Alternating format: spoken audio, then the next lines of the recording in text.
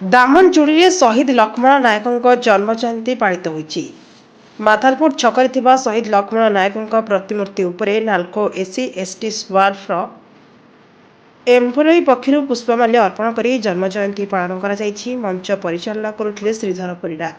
ମୁଖ୍ୟ ଅତିଥି ଭାବେ କାର୍ଯ୍ୟନିର୍ବାହୀ ନିର୍ଦ୍ଦେଶକ ଶ୍ରୀ ନିରଞ୍ଜନ ସାମଲ ଯୋଗଦେଇ ପୁଷ୍ପମାଲ୍ୟ ଅର୍ପଣ କରିଥିଲେ।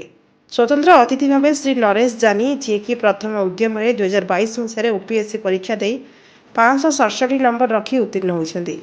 ସେ ଶହୀଦ ଲକ୍ଷ୍ମଣଙ୍କ ଜନ୍ମମାଟି ଏବଂ ଇଂରେଜ ସରକାରଙ୍କ ବିରୁଦ୍ଧରେ ସାଧାରଣ ଲୋକଙ୍କୁ କିପରି ଅହିଂସା ସଂଗଠନ କରି ନିଜ ପ୍ରାଣ ହରାଇଲେ ତାହା ନିଜ ଅଭିଭାଷଣରେ ପ୍ରକାଶ କରିଛନ୍ତି।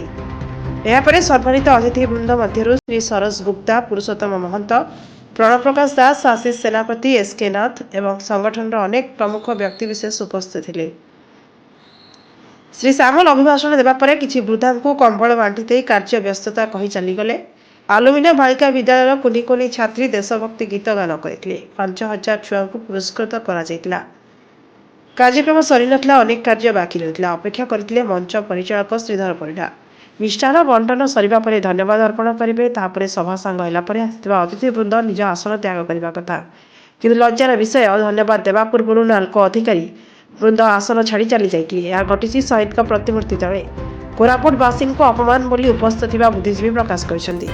ସମାଜସେବୀ ଶ୍ରୀ ଦାମୋଦର ଜାନି ଏହି ଦୃଶ୍ୟ ଦେଖି କହିଥିଲେ, ଲକ୍ଷ୍ମଣ ନାୟକଙ୍କ ନିଜ ମାଟିରେ ତାଙ୍କୁ ଏହିପରି ବ୍ୟବହାର ଆମ ସମସ୍ତଙ୍କୁ ଅପମାନ। ଏହା ଲଜ୍ଜାଜନକ ବିଚାର ବା ମାନସିକ ବିକୃତି।